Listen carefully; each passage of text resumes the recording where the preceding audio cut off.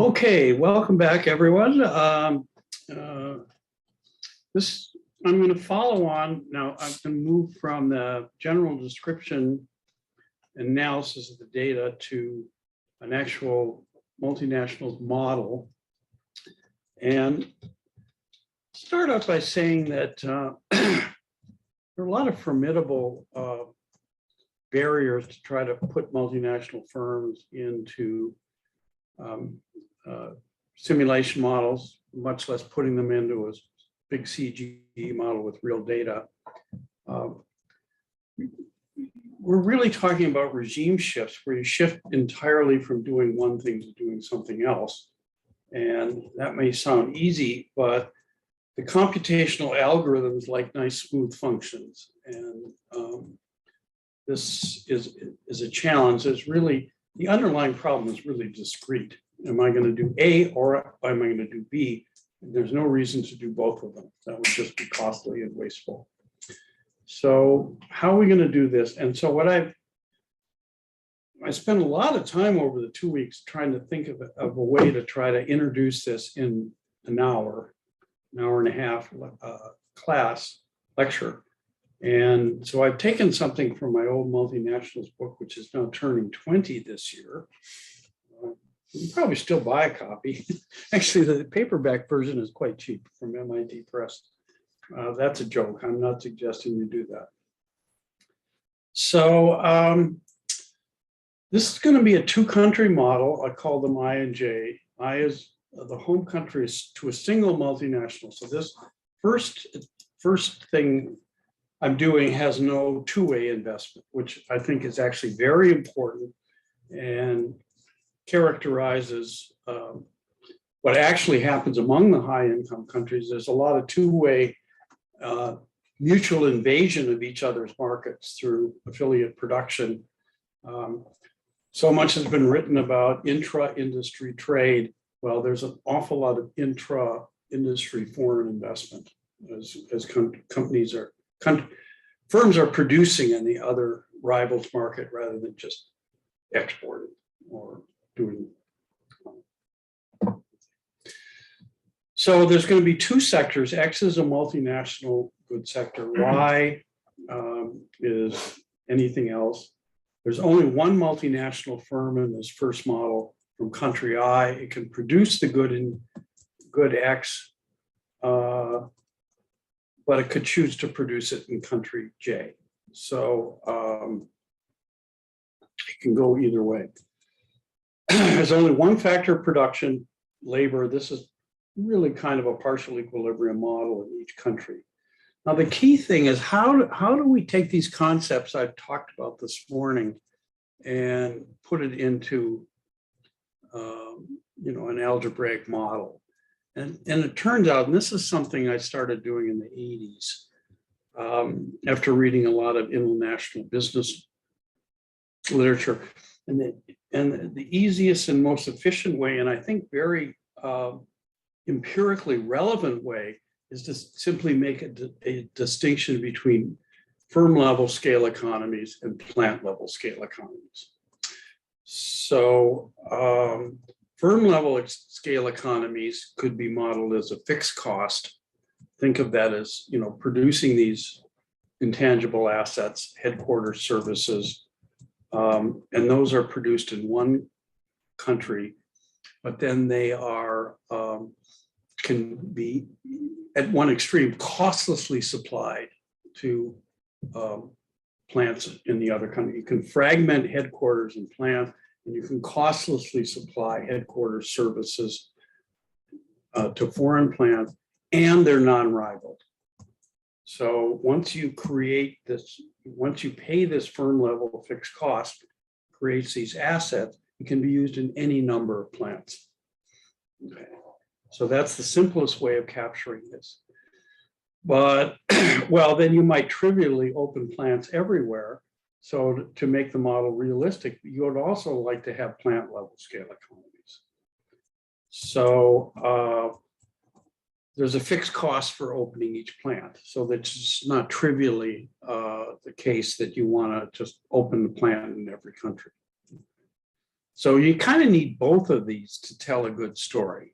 So I'm going to denote the firm level fixed cost as F, and the plant level fixed cost as G. And that has to be incurred for each plant, but F only has to be incurred once.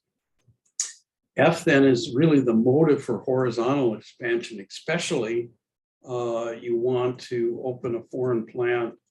When you open a foreign plant, you're kind of free riding on your own investments, right? You've already done that and you can supply that service. You've made your blueprint, you can give it to every plant around the world. Okay. But there's also plant level scale economies. Then there's a marginal cost, and that may differ between countries. So that can give a motive for what vertical multinational is in this model is you only have one plant, but it's in the other country. So you supply that market, but you also import it back home. And then if the marginal costs were the same and there was a plant level fixed cost, but no cost of shipping across the ocean, you'd never open the foreign plant. So the fourth thing you really need in this model is a transport cost. So that raises the marginal cost of shipping stuff between countries.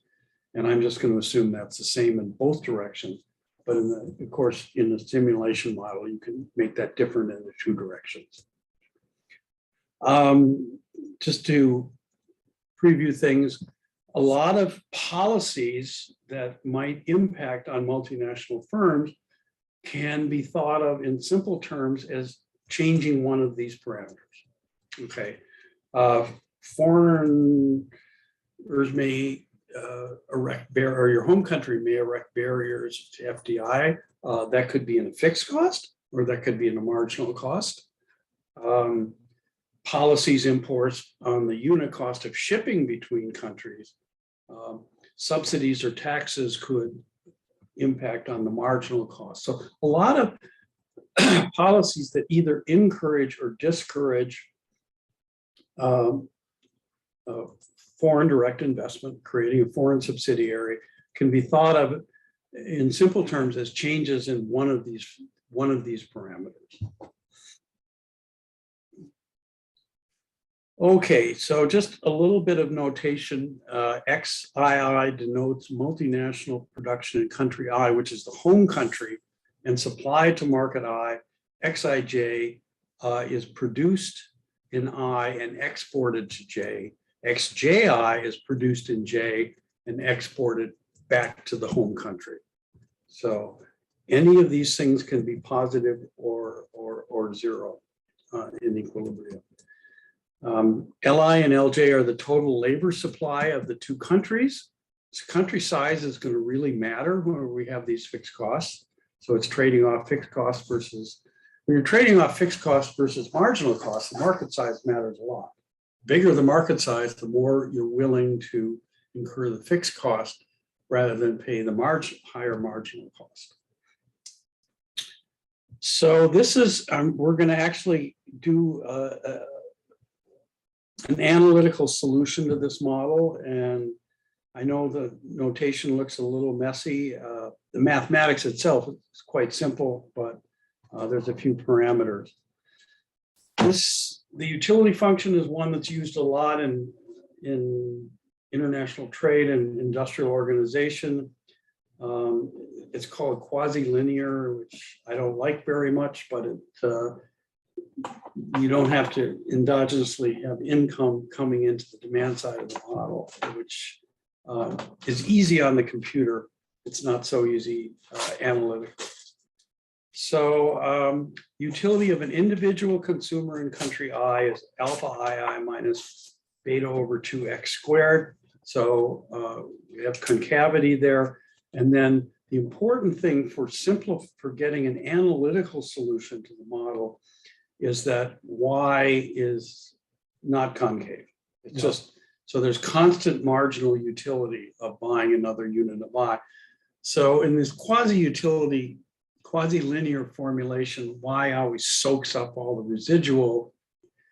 So changes in income don't directly affect the demand for X, which horribly unrealistic, but people that like to get analytical solutions, this helps a huge amount, because demand is not endogenous to income, which is and not endogenous to something else.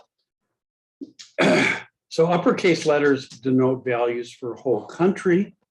So for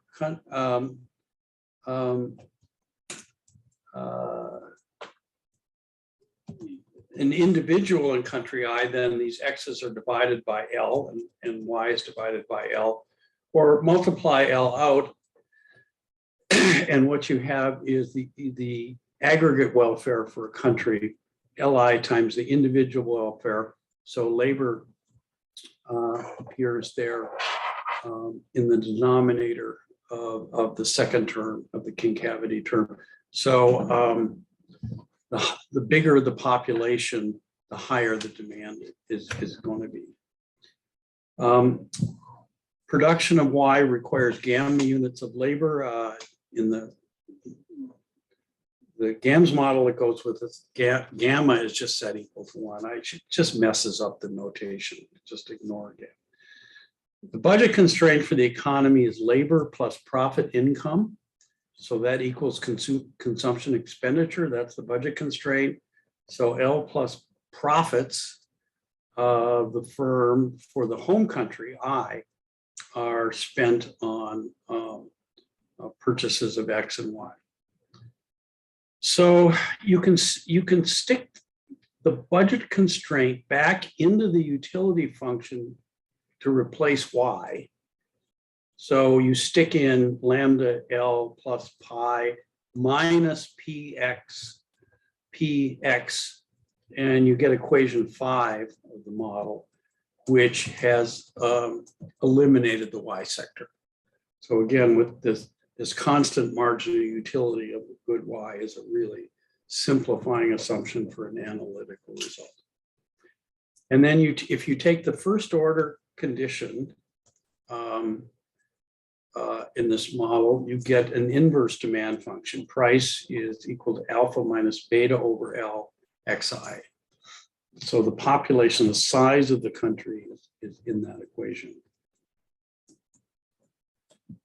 Okay, so now you can substitute in the profit equation, you can substitute in for P from the previous equation. And you get that expression on the right-hand side. So maximization of profits by the firm, you get then by simply taking the derivative of profits with respect to output. And you get that first order condition and you rearrange it and you have an explicit solution for X in terms of parameters only. L is a parameter. It's the labor force of the economy. So you can see that will vary with marginal cost and the size of the economy.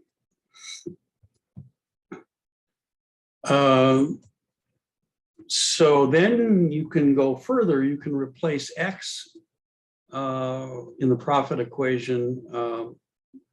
X in the profit equation with this explicit solution for X. And there's, a couple lines of sort of messy looking algebra, but really the math is quite simple. It's just, you collect terms and do stuff, and you can get actually a closed form solution for profits, which is sort of this thing in the middle here, is the profits of the firm, revenues minus fixed costs. Net revenues net of marginal cost. So this simple quasi-linear thing allows you to actually make some progress on an analytical level. Colin. No, I figured it out. So okay. The center one, then you just sub in. I see. Yeah, okay. It turns out that models, the profits and welfare are always something in X squared. Just trying to see the relations, but I think I got it. Okay. Yeah. this looks like profits go down with the size of the economy, but X goes up in the square of the size of the economy. So, all right. So then you can also solve for profits on net exports if the firm is an exporter. So profits for the firm and I for J looks very much the same, except there's a T in there. So the marginal cost is marked up by the transportation cost to the foreign country. Again, just take the derivative of that with respect to Xij, and that also then gives you 14, an explicit solution. So output is lowered by the transport costs. Stick that back into the profit function, and again, in equation 15, you have a closed form solution for the profits on export sales.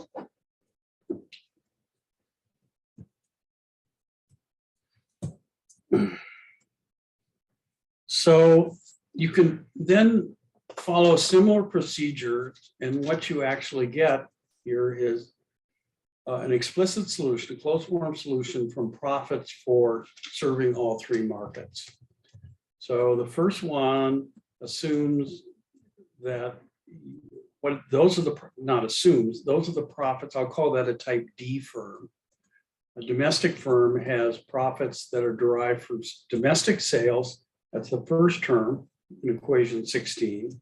The second term is profits derived from foreign sales, export sales, and then you incur one G and one F. So the second 17 then is what you'll get for a horizontal multinational that has profits in both countries. There's important differences in the second term compared to 16. You don't have the transport costs to the foreign country. So that's good. That raises your profits derived from the foreign country. And the foreign country may or may not have a lower marginal cost as well. So XCJ may be lower than or higher than CI. However, to get rid of that transport cost, you have to pay an added fixed cost. So you can see why things like market size are going to be important. As market size, intuitively, as market size grows, you're going to be more willing to pay that extra plant-specific fixed cost G than incur the unit cost on an increasingly large export volume. And then the third option is, well, you just have one plant in the foreign country and you serve your domestic market by imports. So now that the T, the CI changes to CJ. So the marginal cost is the marginal cost of producing in the foreign country. And then the first term is your profits from domestic sales. So you incur the T bringing the stuff back.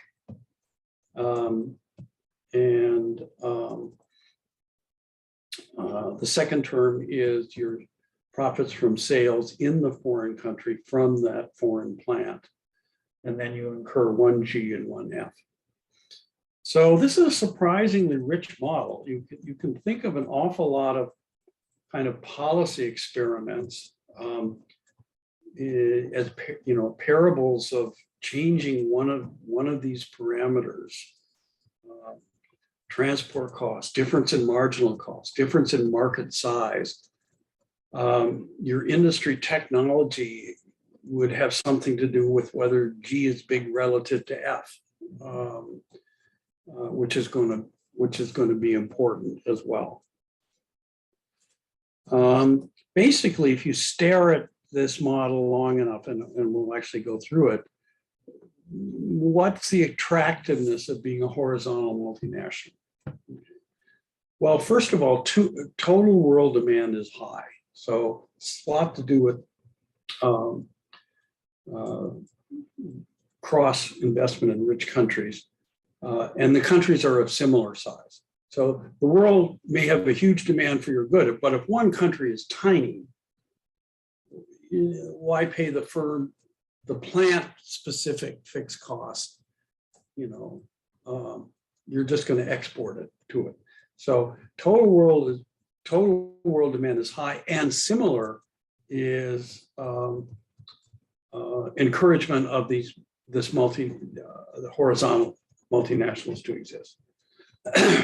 Thirdly, trade costs are high.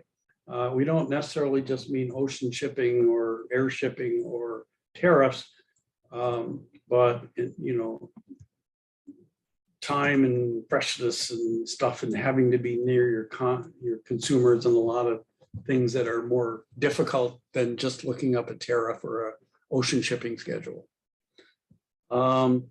Fourth, horizontal production is encouraged when the firm fixed cost is large relative to G. And G is simply small.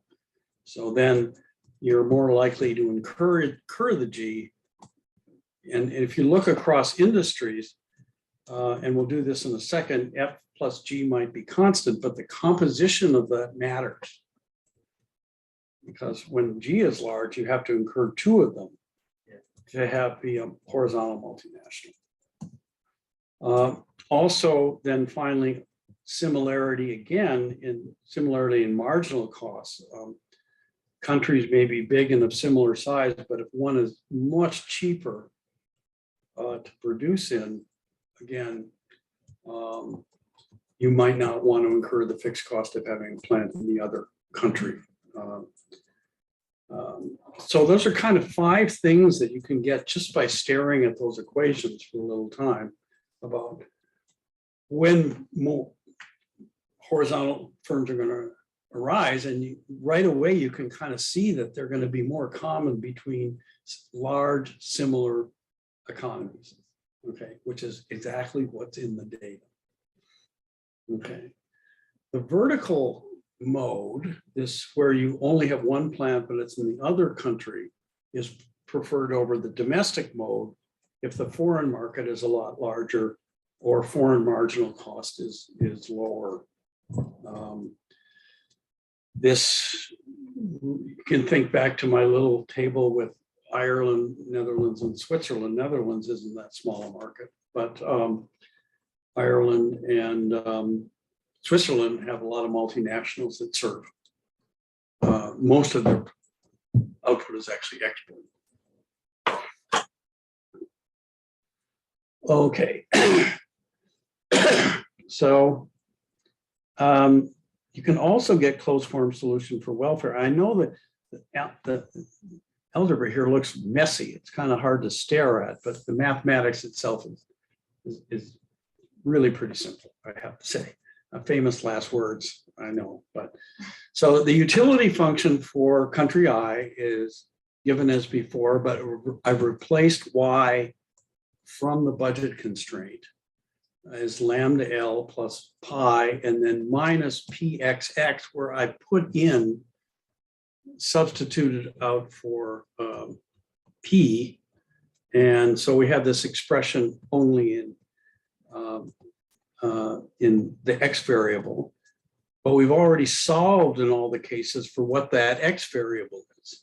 We've got explicit solutions from profit maximization by the firm. They're the ones that choose X. The consumer don't directly do that. Okay. So if you put that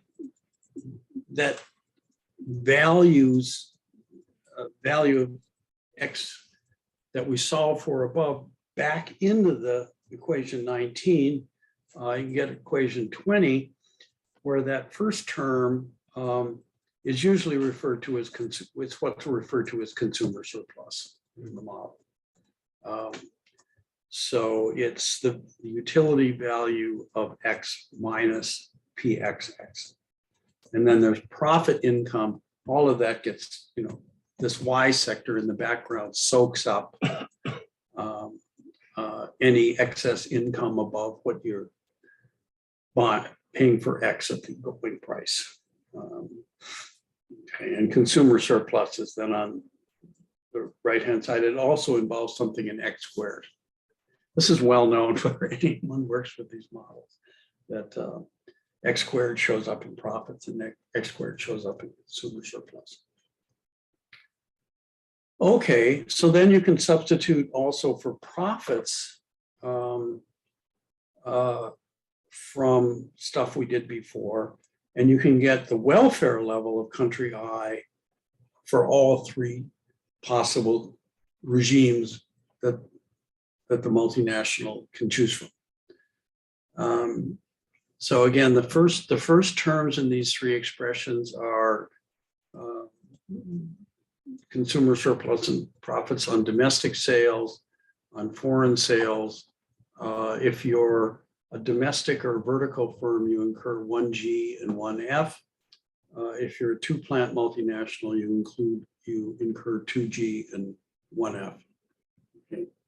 So again, holding the sum of F plus G constant, the composition matters. How attractive being a two-plant firm is in the model. Okay, so then you can also solve for the foreign countries' welfare, which would also be, if we think of them as being an active player that either encourages or discourages entry of multinationals. What are its expression? It's going to have lower welfare simply because it doesn't get this profit income. There's no endogenous entry here. So their welfare is pretty much determined by consumer surplus. And you can see, for example, that if marginal costs are the same, it would rather get the plant than import the good. And its welfare is the same whether it gets a branch plant or a plant that serves the whole world, because it doesn't get any of the profit income, but has the same price. Okay.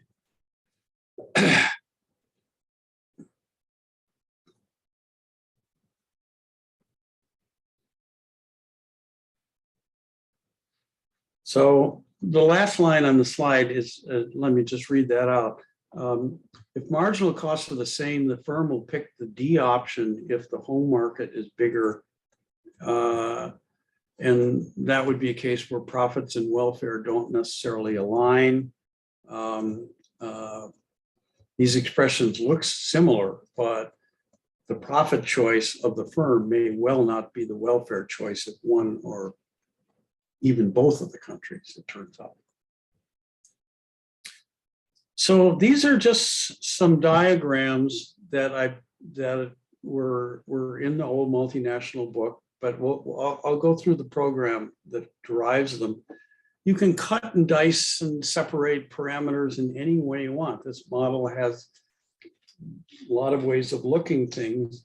This first upper left-hand diagram has total world demand constant, but graphs on the horizontal axis, actually all four of these diagrams do, the share of demand that's in the home country.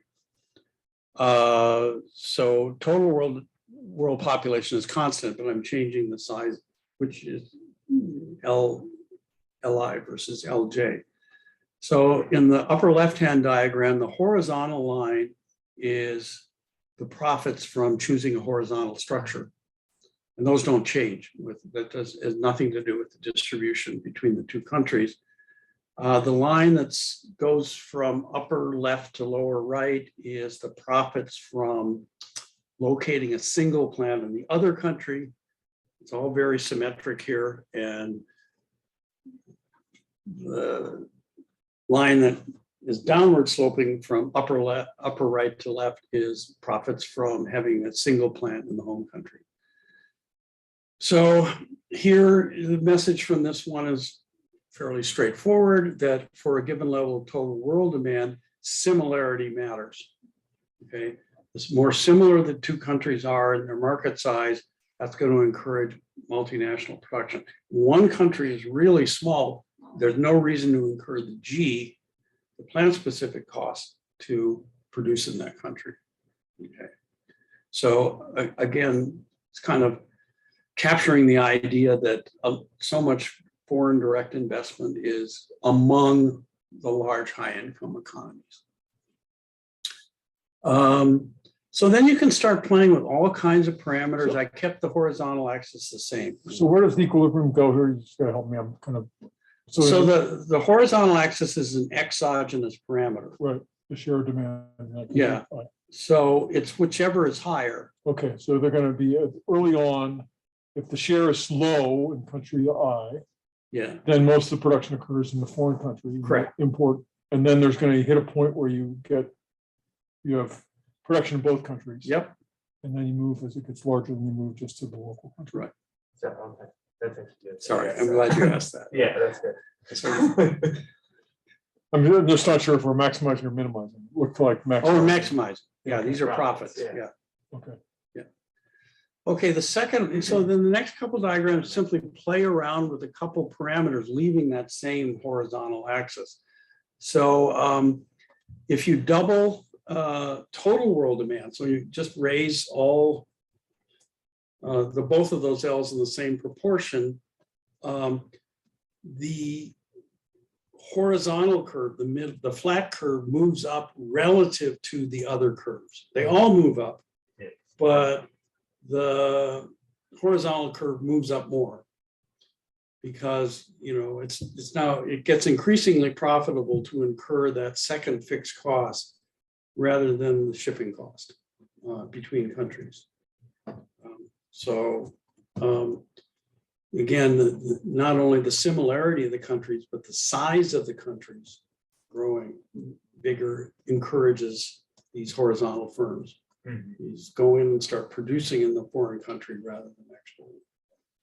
All right, so then next one, bottom left, figure 2.3, says lower trade costs.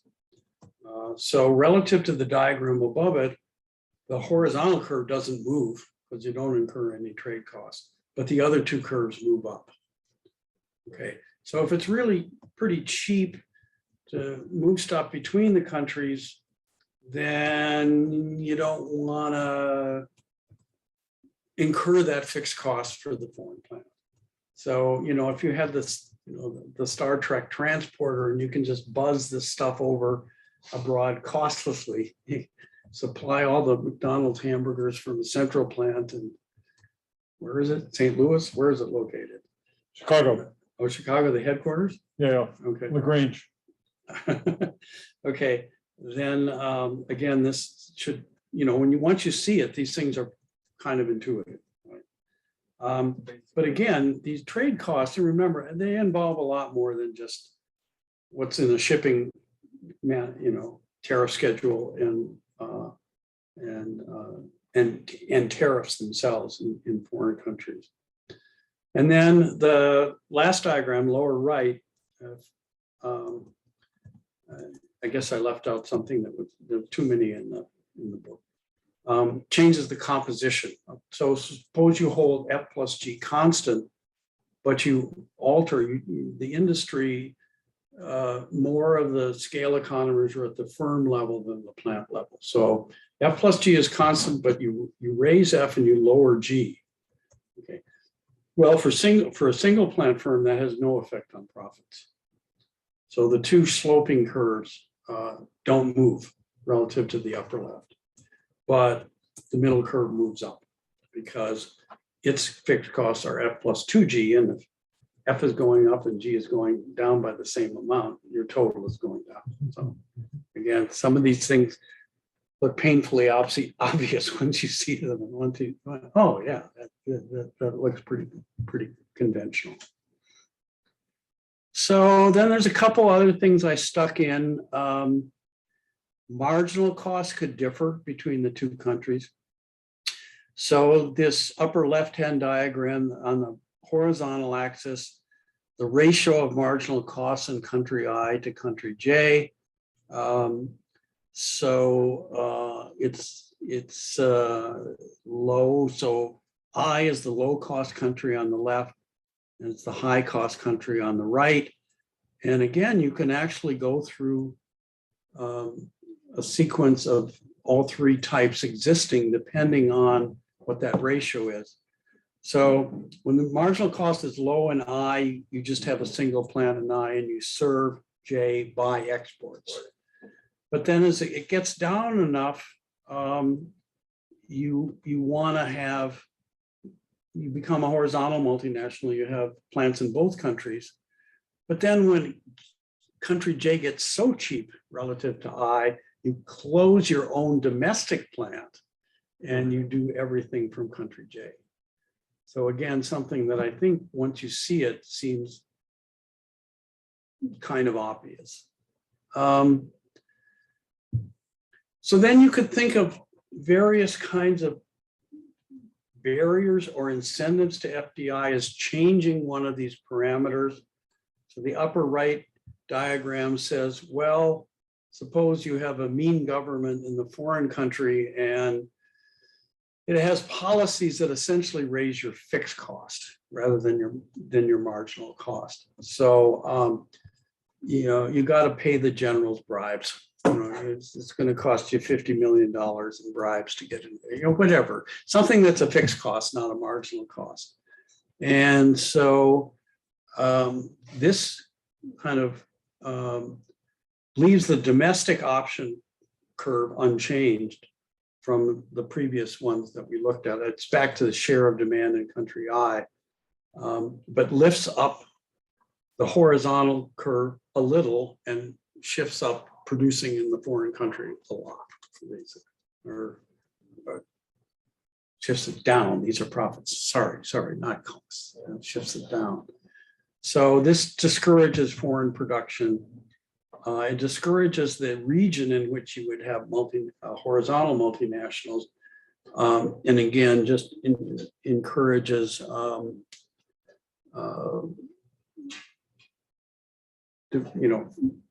just export to the country and involve. It's assuming that doesn't require a bribe, okay, which it might. So wait, a lot of these are going to be type Ds then, is that right? Yeah, so the upward sloping curve is type D. Yeah.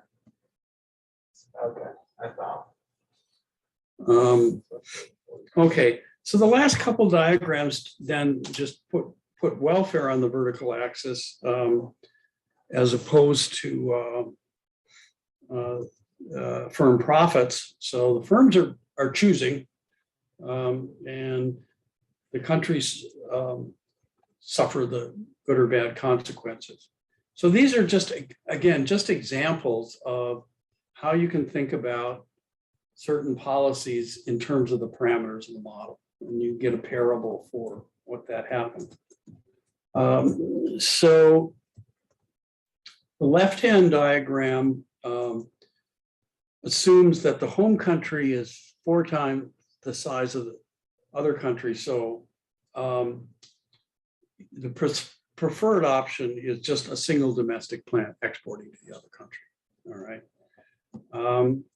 So this is kind of a stick policy rather than a carrot policy. Suppose the foreign country keeps raising its import tariff. Okay. This is known in the literature as a tariff jumping. We call this a tariff jumping phenomenon. That initially I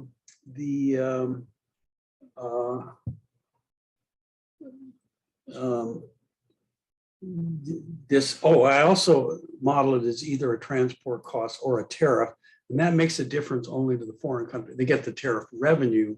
This goes back to something we talked about. So there's actually 2 different curves for utility of country J, the foreign country, depending on whether it's a tariff or a tax.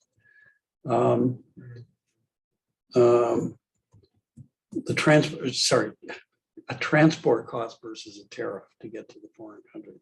So initially, when the foreign country starts doing this, it's self-inflicting damage on both countries. Okay, it's both countries go down. The home country goes down because it's not making as much profit on foreign sales, and it's just distortionary for the other country that's paying more for its imports. And then it goes down a lot more if it's a trade cost. This goes back to yesterday. that's the lowest curve. That hit impacts a lot more because the tariff, which raises the price by the same amount, nevertheless generates tariff revenue. Okay. So at some point, there's a jump in welfare where the firm changes from being a type D firm to being a horizontal multinational. It's just too costly to pay that tariff, so it opens a plant in the foreign country. And what that does is actually cause a big jump in welfare of the foreign country. I'm not trying to encourage such a policy, but it actually increases its welfare more than having no tariff at all. Tariff is not collecting any revenue, but because the good is being supplied by a domestic source, it's cheaper.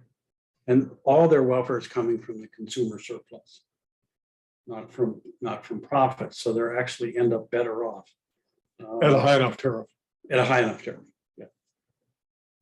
So, it's kind of, you can think a lot of these things in that way. So the tariff, if they forfeit the tariff revenue and run this with a sort of a what's it called, a VER, would that also give them welfare improvement? Well, that would be like the, so that lowest curve is when this is a non-revenue generating barrier. Okay. Yeah, so that would affect the welfare Of the other country. of the home country. Yeah. Country I forgot the revenue, but that's a pretty steep decline. And then so there's this huge bang as the price of the good really falls when the firm gives up and puts a plant in your country. Okay. Yeah. I don't like pushing that. I don't want to push this as a reasonable policy for any kind. I mean, this is what African and Latin American countries tried to do for like 100 years, and it worked very badly for them. Yeah. So basically, what you're saying is you put a massive tariff up, and then eventually, if it's high enough, someone's going to set up shop in your country. Correct. Okay. Yeah. Yeah, but hey, we're friends now, by the way. yeah, but among other things, it assumes that the marginal cost of production is the same as it is from the home country, which was never true.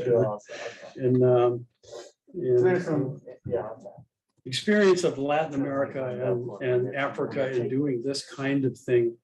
This is sort of import substitution policy.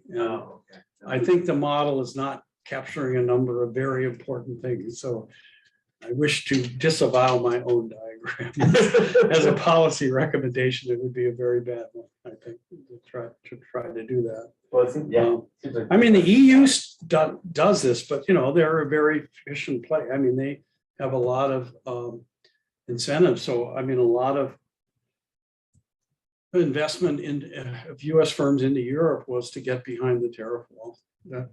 But it wasn't as costly as it was for Africa and Latin America.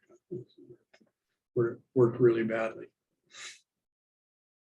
And so UI never jumps. It's just the other two, right? I'm trying to understand what's going on exactly. The middle one doesn't jump, which is I guess the utility of country. No, because the consumer surplus change just goes to zero. It just it does change. It flattens out. Okay. I see. And there's no discontinuity in the profit part of welfare because the firm is right at the indifferent. So that downward sloping curve does flatten out, but there's no discontinuity in it. Okay, then the bottom right-hand diagram, what's the policy experiment? It's a production tax in the home country. So this is the kind of thing, firms are complaining to their own governments that, the the taxation regime is penalizing them and causing them to go off overseas. And that's exactly what happens in this diagram. The welfare of the home country is the one with the little circles there, and the squares are the foreign countries. So the initial difference in welfare is just because the size is different. Maybe I should have normalized them to be the same thing to start with. So that's not very important. So again, the production tax initially, the country I, the firm wishes to be a domestic firm initially. And so as the tax begins to raise, it just harms that firm. Not only does that affect domestic welfare adversely, but it affects the foreign welfare adversely because the price is going up.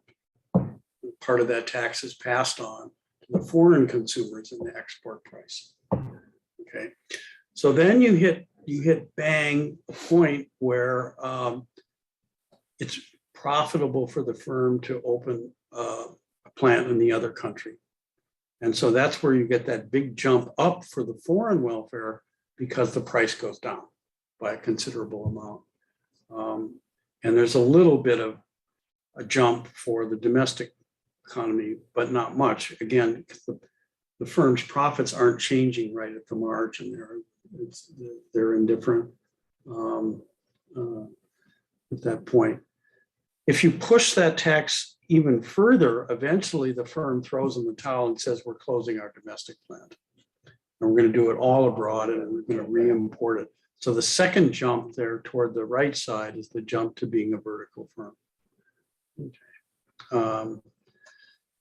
And so that does cause a discrete drop for the home country, because while profits aren't jumping, they're continuous there, the price suddenly goes up because you're importing that stuff and the tax revenue goes to zero.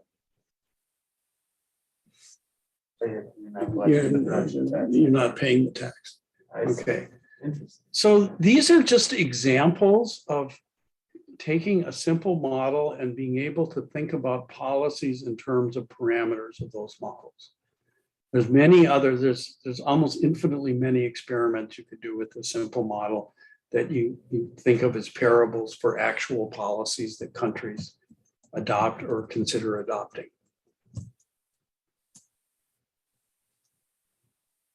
Okay, so let me go to the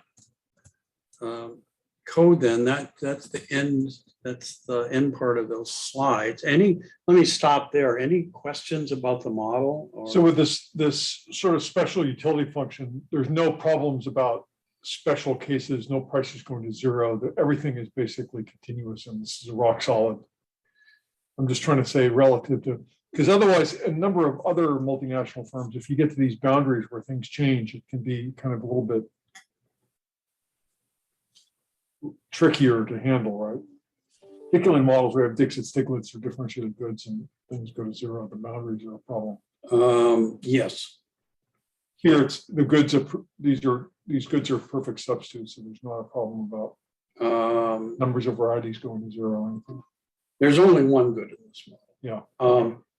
But in some of my other models, I have both ones with homogeneous good and ones with differentiated goods. I'm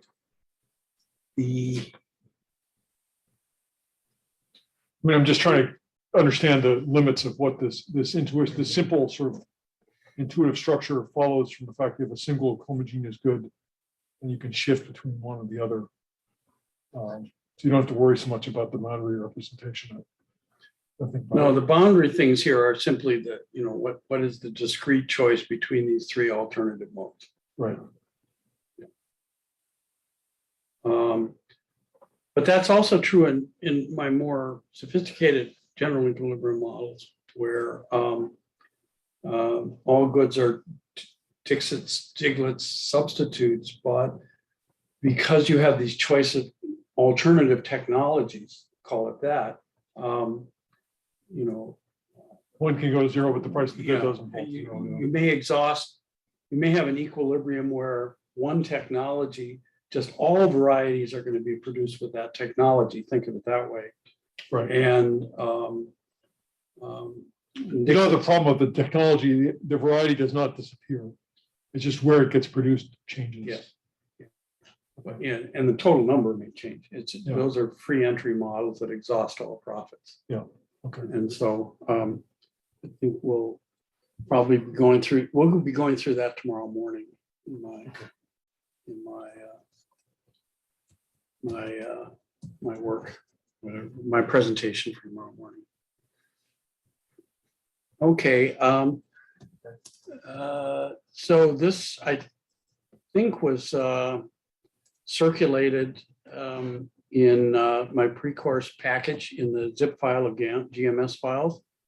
I think this is called Madison 5, although I changed the names of things at some point. But this is what you're looking for. This is that particular model. So if you have that up, are we good on that? Mhm. Everybody on the in DC that wants to follow along, does anyone need a second to find this? We'll take silence as a no. I have it, so I think I'm fine. I don't know if anyone else needs any time though. I have it as well. Okay, good. Okay, so this was my starting point. It looks like I didn't give notation for what each of these parameters are, but if your memory is much better than mine, you can kind of remember what they were from the analytical model. Start out an example where the countries are same size, they both have population 5. Now, this model actually it was something that had an analytical solution. So you don't actually have to use a solver in this particular model. I don't know if that's a strength or weakness. I mean, people that do analytical modeling love that. But there's nothing that has to be solved here. So you won't see any solve statement because I've analytically solved the model. So these expressions for profits for mode 1, 2, and 3 are just assignment statements. Profits equals. There's no endogenous variables on the right-hand side of the equation. It's all in terms of parameters. It's an analytical solution to the model. So modes 1, 2, and 3, sorry, this isn't documented well. Mode 1 is a domestic firm. You're serving both markets from your domestic plant. Mode 2 is the horizontal multinational firm. Mode 3 is a single plant in the foreign country.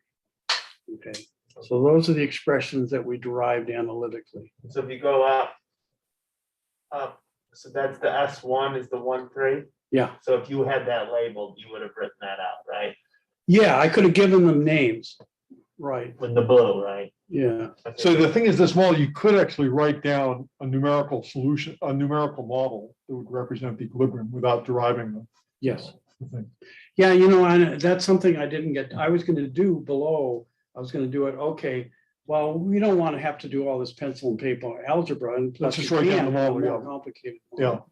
Yeah, Okay. yeah, but we will be doing that tomorrow for sure. So, policy experiments, you can just loop over everything. So I had 2 different things here. We could loop over the transport costs of taking it in one direction only. So I was looping over the transport cost from I to J, which is called TJC. And again, it starts at 0.4 and it rises as you pass through the loop. Okay, and for each thing, you're not you're just computing what the profits would be. It's like those diagrams I showed you without yet saying which one is the biggest. Okay.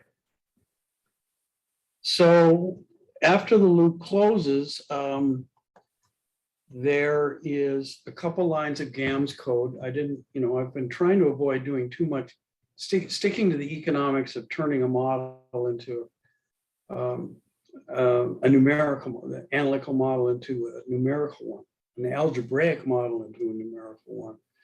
But here is a couple other little features of GAMS that are useful, right? So after the loop closes, which is here, okay, the right-hand parentheses, semicolon, I say max profits under scenario S2, which is the level of this transport cost, equals S max. This is a command in GAMS I've used a lot in a number of things, including solving games, solving for pure strategy equilibrium in games.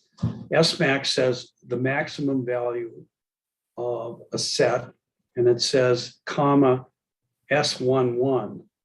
I guess. Okay, I guess I have to explain alias. Okay. So in this equation for profit, the set S1 is deemed to be under control. It's on the left-hand side of the equation. And sorry, down here, I was highlighting the wrong line.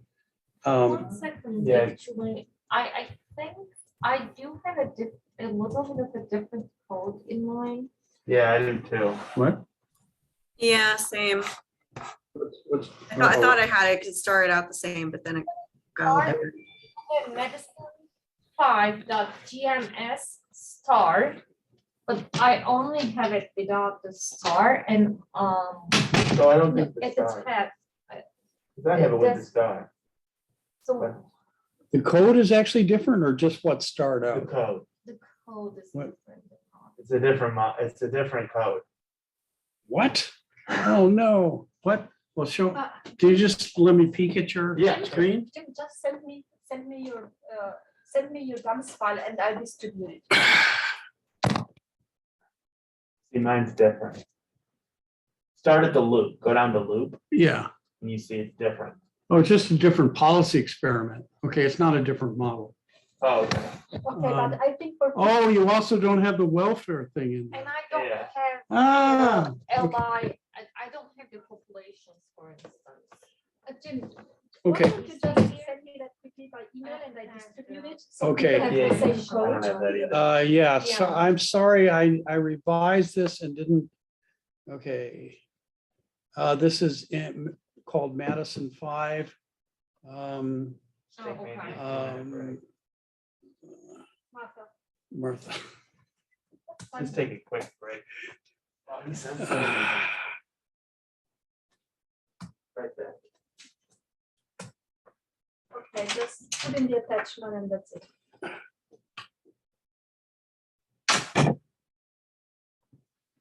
Thank you.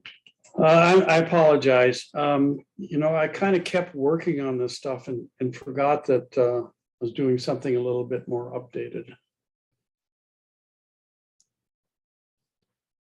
That's what we coded early on. Yeah. So the model is the same. Mhm. I'm sorry for that confusion. So the profit equations should look exactly the same I think as the they version you will. have. It's just what's being looped over is different. And then I added in the welfare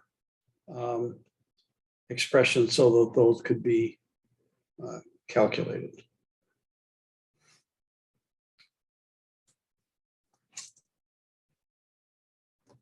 Cool. Okay, so I can read all, I sent you right. And I put it in the chat. Yeah, I think just pop it in the chat.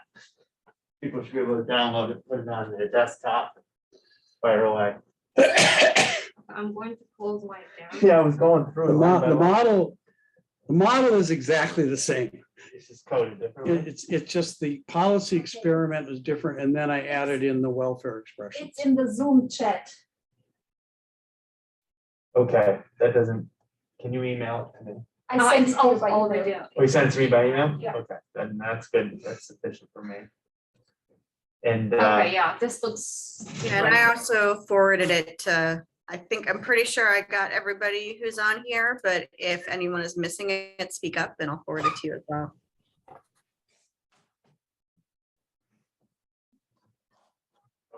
So send it to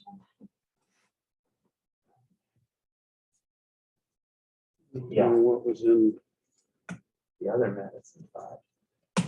the other medicine. Okay, So is it okay to, start from the kind of the beginning for this code?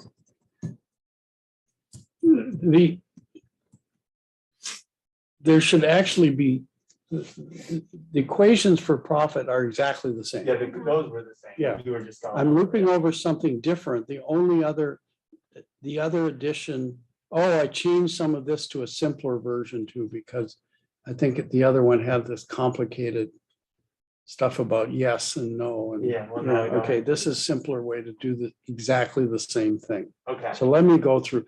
Yeah, I did this. Trust me, to try to make it simpler, actually. in some Okay. ways. But my motives were pure. Nobody No does question that. about it, yeah. And then I added in the welfare things that we derived analytically. oh, nice. Okay, I think we're good to go. okay. So again, this model doesn't, I've solved it all analytically. So the solver is not really called in this model at all because the profit, the right-hand side of the profit equations are all in terms of exogenous parameters. Hmm. Okay. So in this particular example, I allowed TCJ, the cost of shipping from I to J,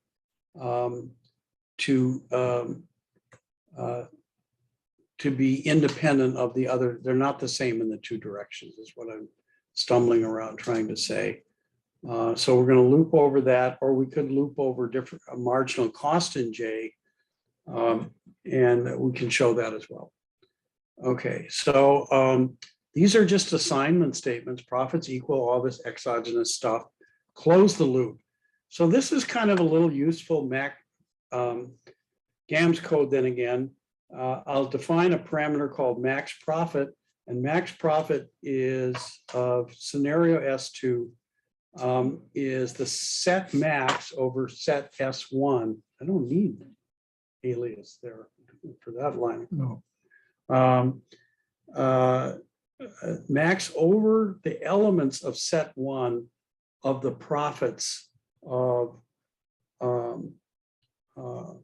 Set 1 or 11? set 1. Well,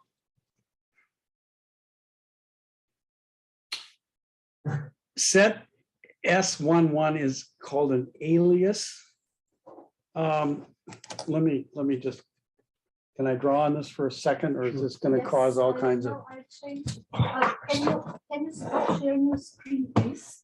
can I what? Stop sharing your screen, please. Okay, And then I change the view and then everybody can see the white. just hit the red Just button hit there, the red Jim. button. oh, sorry, stop that There one. you go. Yes. And click on, Click on what? click on the button, the window at the picture at the left, upper left. Yes. There we go. There you There go. go. Tom would be better to do this than me, but suppose I I have a parameter defined over SY, and I have another parameter X, and I say sum over set I of X of I.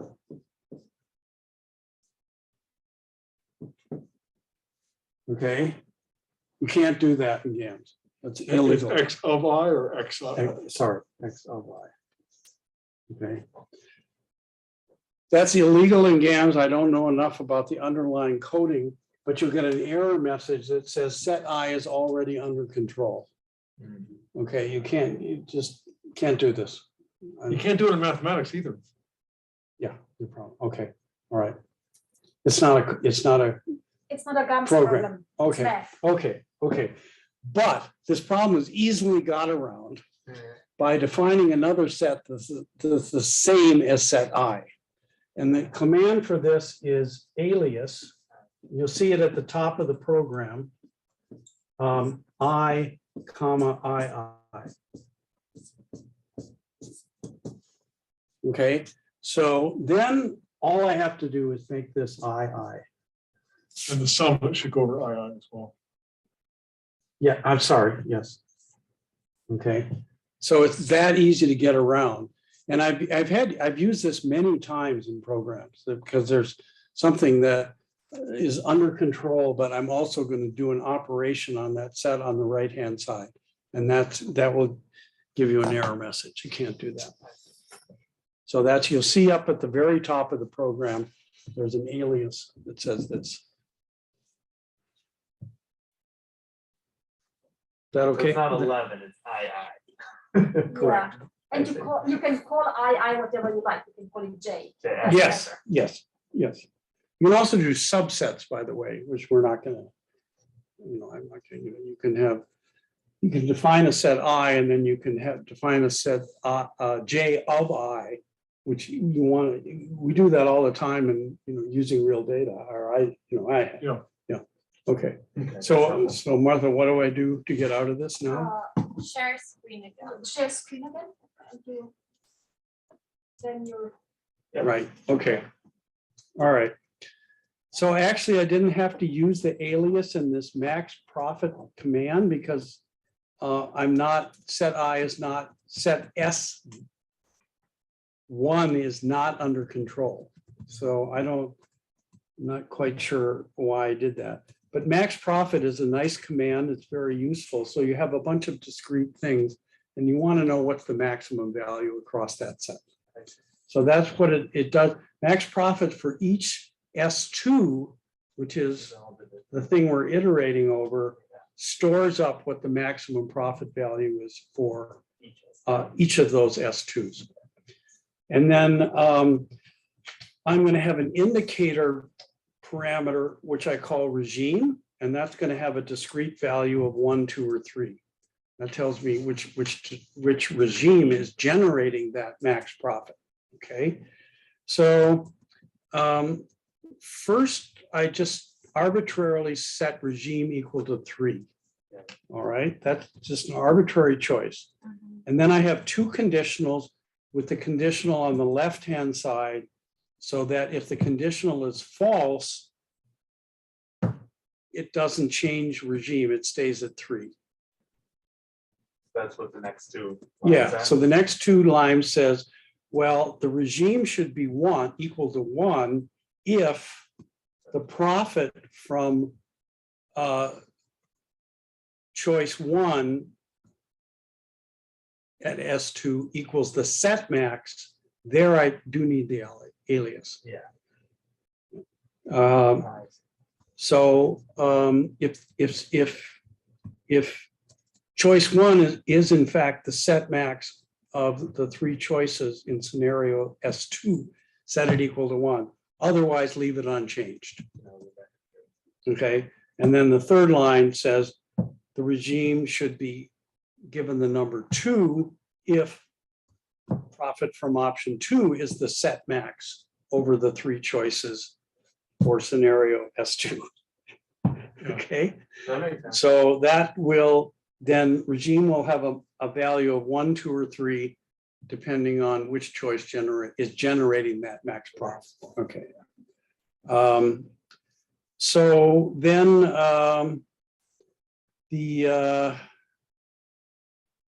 okay, I'm not doing this one. I'm going to do this one. So then results just collects this in a 2-dimensional matrix, so you can dump it to Excel or make charts with it, whatever.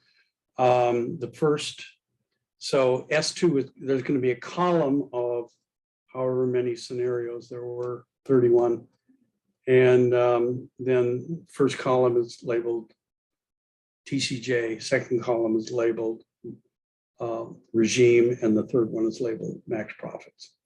Okay. So then display results, we'll have a look at that. And then I do a second loop over the scenarios. Again, maybe this could be done more efficiently, where I have the why was scenario 3 left out? I think this is also not my most recent version. Oh man, I hate it when this happens. But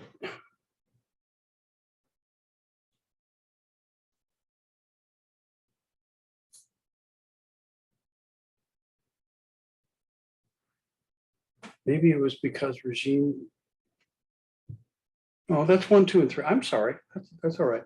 So the first 3 elements in this loop are all utility of the home country under each of the 3 scenarios. Yes, you're just trying to pull the welfare for each. Yeah, country. and 2 of those conditionals are going to be false.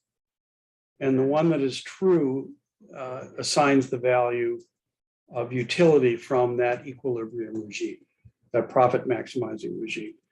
And then below that, there are 3 options for UJ, depending on which regime is the correct one.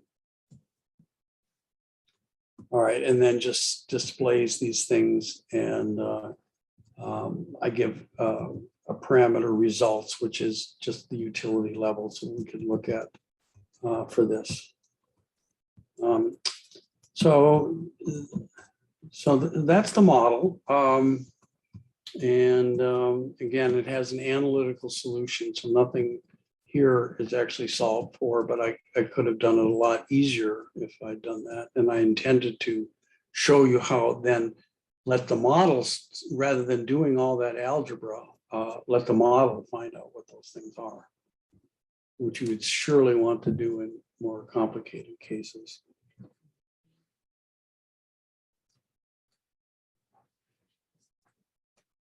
So should we run it? Okay, so yeah, run it. Something's wrong here. Nothing's happening. That's not what I got.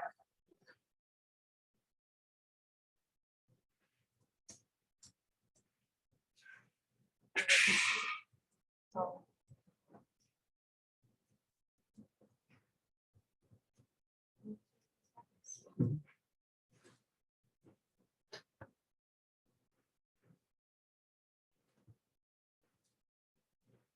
Don't know.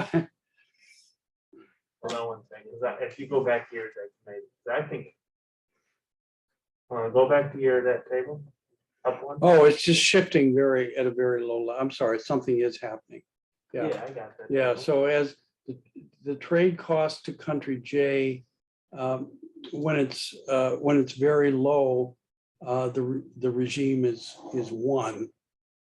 You have a single domestic plant that serves J by exports. Yeah, and then it switches But as it goes up. it switches. I was looking down the lumbers and they're all the same, because once you switch, there's further increases are irrelevant because you're not exporting anywhere. You're not, yeah, it doesn't Yeah. matter how much they raise So, the cost, right? Yeah, You're just- so you're already there. the regime jump is right in here when you change from 1 to 2.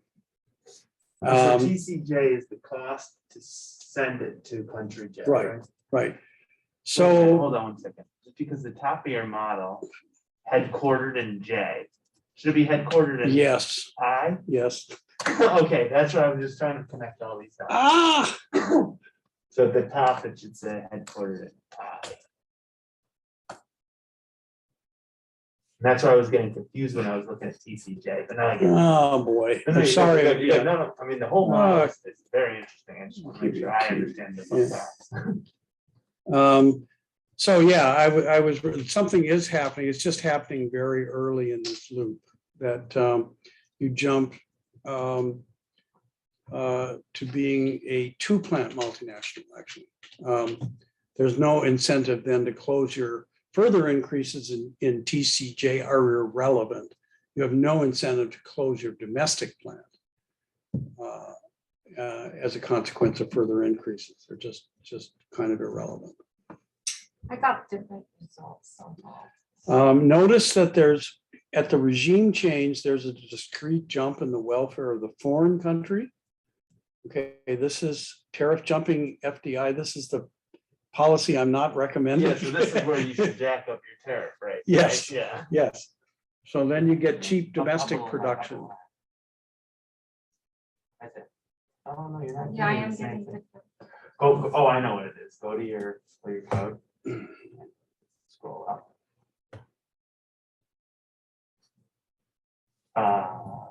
You're not running on TCJ. So here, Lou, okay, so see that little star? Delete the star. Put the star right here, down one. Yeah. Now scroll down a little bit. I did the other one. Okay, now run it. Look at the same results. See, when I was trying to find out something else, I missed it. Okay, now I Scroll get up a it. little bit. Yeah. But Yeah, that's maybe people across the, Did everybody that's running this get the same results as Jim's computer? Good question. Given we had multiple models. yeah, there were 2 lines that needed to be, Actually, it's right where Jim's cursor is right now. Yeah. Make sure that you're, I did- basically by putting that asterisk in there, you're saying, don't run that. Now it's Correct. just writing, yeah. yeah. I missed that one. Otherwise, I mean, you could. Yeah, you can do it too, but Then you're changing 2 parameters at the same time, you which, could switch it, you could run it on the marginal cost, Right. right? right. If you switch it, You gotta switch the you know, one this below. dump statement at the end, make sure you change where it's going to go, or you'll just overwrite what you just did on the other scenario. So, So the interesting challenge here would be to see if we could write down the equations of this model to solve it numerically and just verify that they're the same. Yeah. The analytic results. That's something that maybe I'll take that as my next little Wait, say challenge. that again, sorry. I was- yeah, So the model he's written down here is one that's nice and clean, and what's nice about it is you can get an analytic solution. My thought always when I get an analytic solution is I like to solve this model numerically and verify that I get the same number. It's just a way of getting a handshake on what you're doing. And it makes, because if you want to generalize this, if you have the numerical model written down, Mhm. then it's easier to use that as a template than the equations, because the equations are specific to these functional forms. Whereas the numerical model could be generalized more easily because you can see how to write. it yeah. down. The difficult, so you could certainly write down the numerical model where you GAMS solves for the profits. That's, yeah. But the problem then is you still have this discrete choice optimization. But is it problem. discrete or is it actually just you're just trying to find the maximum profit? So No, it's a because function. they differ in these fixed costs. Okay, Yeah, I have struggled with this for years to try to figure out a trick to pick the corner. essentially you're doing an integer programming problem. okay, And I've tried using solvers and GAMS and they just don't work. okay. So the thing is, it'd be interesting to see if we can figure that out here. So when you So- say a numerical by hand, you mean actually like plug in the numbers and? No, I'd like to say, I take the data at the beginning, I just say solve, and boom, it tells me exactly what the regime is. I know exactly for it. So that way, to generate his plots, I would just iterate what the trade costs are wherever we're varying. In each case, rather than going through and enumerating the whole thing, just ask GAMS to solve a model. I see. In the solution, Jim's pointing out Right. that these boundaries, when they switch, it's hard to know because there's a fixed cost involved in determination of which one arises. Hmm. His maximization, doing it, enumerating it exclusive, the way he's doing it, he doesn't have to deal about the fixed. See, I could just write these things down and say, or even as a constrained optimization problem, given what the demand function is, say maximize this subject to this equation for P. And I would get the 3 values, but then there's still a discrete choice problem that makes it difficult to just have a direct solution. But it's not a, what's it called? An assignment problem in the sense that if you just put a simplex on there, say you have to choose between these three options and the sum of the choice, the shares has to be equal to one. Want to pick the one that's most profitable. You say you have to choose, you just take the sum and say, Oh, wow. Oh, let's talk about this later. okay, Okay. I Oh, think there's a way we might do this. well. wow. If This there are certain really is- problems, there are certain discrete problems where you get the integer solution comes for free, right? So it's, if there's always going to be a corner on this, Ooh. we can talk about this. I think Yeah. it'd be fun to go back to see if we can Okay. figure that out this week. All right. Yeah. Okay, Because it's such a nice, clean little Yeah. model. It's really nice. It's really good. yeah. I actually intended to do that and ran out of time with my bodily injury. So let's just do the other option here, which is to increase the marginal cost of J. Sorry, decrease it in this case. Marginal cost of J starts out really high because the marginal cost in I is 2. And then we're going to lower the marginal cost in the foreign country and see what happens as we do that. So let me just run that one. Again, if you're going to dump this to a spreadsheet, put in a different range or sheet number, Write it over, yeah. or you'll just overwrite what you've just done. So, I So- just do sheet 2. Hmm? Just make it sheet 2. Then it's, yeah. so this, At some point, what? So this is the solution. So here we go through all three regimes. So in the marginal cost in the foreign country is really high. Why is it not picking up TCJ? You got to switch your results. See a little bit lower? Right there, at the top of your screen, now scroll up just a tiny bit, line 62. You got to flip it. 62. Yeah, thank you. Yeah. Okay, you can teach the class for the rest of the period. Thank you. So, wow, that's fast because it's not actually iterating on anything. It's not actually solving anything. So it's very fast. So the marginal cost of J starts really high and it's falling. That's the policy experiment. The regime starts as the domestic firm exports to country J. And then as the cost falls a fair bit, it actually switches to being a horizontal multinational. This, I think we showed in a diagram before. And then as it goes even much lower, you say, oh, well, I'm just going to close the domestic plant then.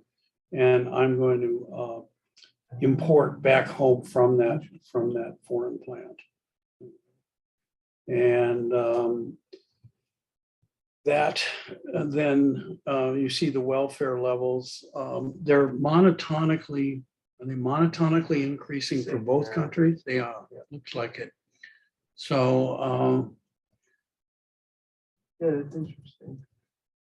So I guess it just basically says that, yeah. so Just kinda when the Nothing else. domestic firm moves its production abroad, I think it's just really cheap. yeah, it outweighs the fact that you have to pay the transport cost to get it back to home. Yeah. There's a So, point. Yeah, that's a good way. There's a tipping point. so these are just a couple examples of the kind of things you can do with simple models that are, I think, policy relevant, give you some insights as to how different policies could be captured by thinking about the basic parameters of the model, and then do iterations over those parameters to sort of try to capture that notion of what the changes are.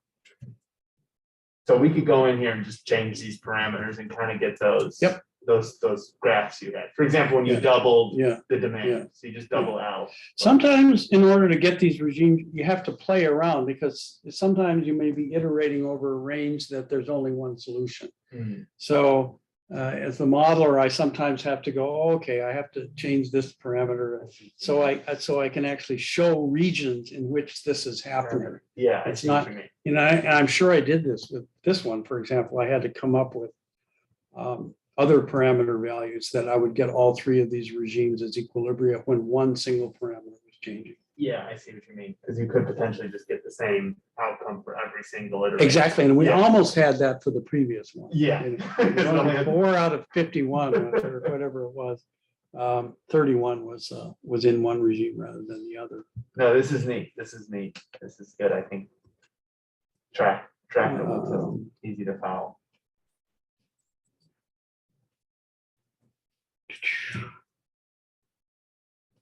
March J.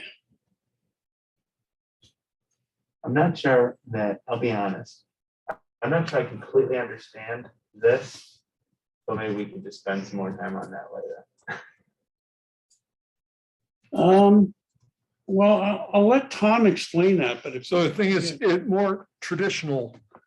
This is the way you might see, because this is a little bit, think about this instead as, I want to say, I have a matrix A where I have over I. Yeah, stop Unsure. sharing on your thing, yeah. people So if I have a matrix A, which is a square matrix, it's just defined over set I and set I. Okay, So that's a matrix here that looks like this. And what's a conventional thing I want to say is Y sub I is going to be equal to the sum over, I want to be able to reference the same set. In mathematics, I'd usually say like I prime of A sub I prime times X sub I prime.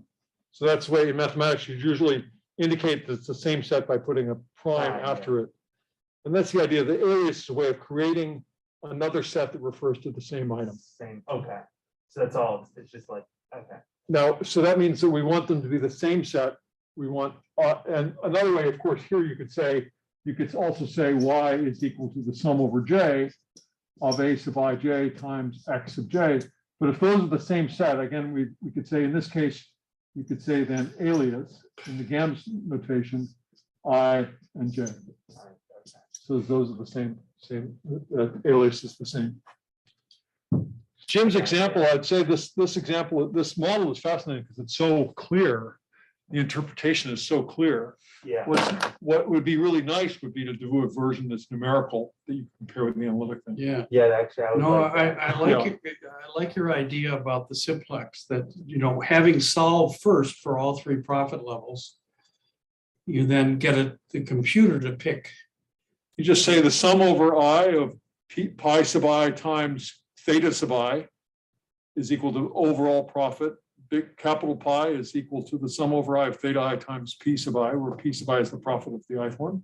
The theta i's then have to sum to 1 and then let it pick one. And it's going to be, that'll go to whichever one is most profitable. In this case, there's no, I don't know that you need to have, because I think it'll just pick one, right? In this model, yeah, there are more complicated models in which multiple firm types can exist together. Right. And I was going to show, may show one of those tomorrow. Yeah. Yeah, but they still have to be separate solve statements, don't they? You can't, you have to solve for those three profit levels and then do the simplex thing, right? You can't really do this In one shot. in one shot. Can you? You have to write down the equilibrium conditions for each of the different regimes, and then I'm not sure. So we should look at this. In fact, you need, if you're doing it as an NLP, you have to have three different solve statements, one for each of the three choices. Yeah. Well, that's not a lot of code. I mean, it's not.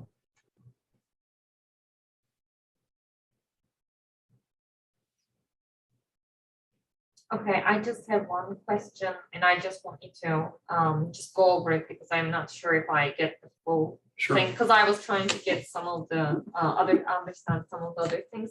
So here in our last iteration, the regime changes in the 7th to 8th.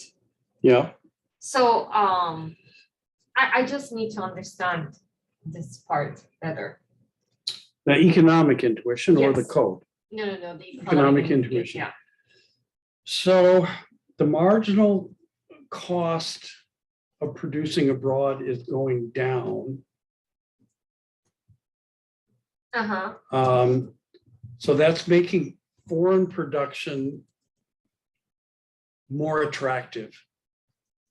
So the question is your jump going to be to just shut your, jump all the way from regime 1 to regime 3, just shut your domestic plant and move all production?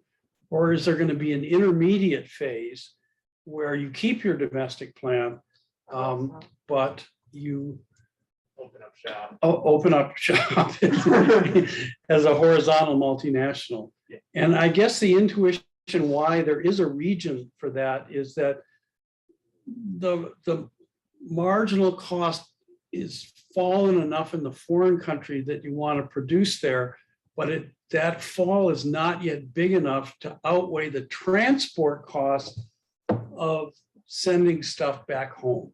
Of moving everything there and sending. So it there's back. an intermediate range of horizontal firms. You want to produce there, but it's not yet profitable to export that back to the home country. Okay, yeah. Sometimes It's my perfect. intuition turns out to be wrong, but that sounds right to No, me. that's right. I have a question in the chat. Is that helpful? In the Yes, what? yes, In it the was. chat. Yeah, 'cause like A this is question in stuff, the yeah. chat. She has a Chat. question in the chat. Okay, so she's gonna tell you that. Okay. Oh, in the chat. Oh, okay. It's about integer maximization. Doesn't GAMS do integer maximization? It does. The challenge is that, that we can do this as an integer program.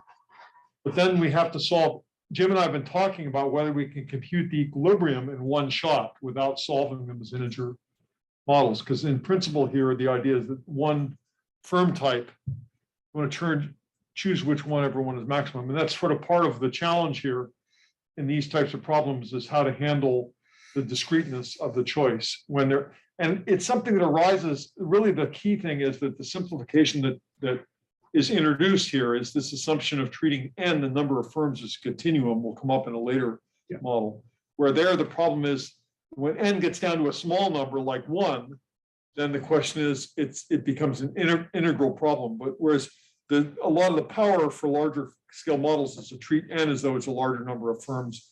We're going to have entry and exit, and we treat it as a continuum. That's a standard sort of trick. So, and in general, the challenge is we'd like to solve problems where we can solve the empirically interesting problems are ones where we have lots of sectors and lots of countries.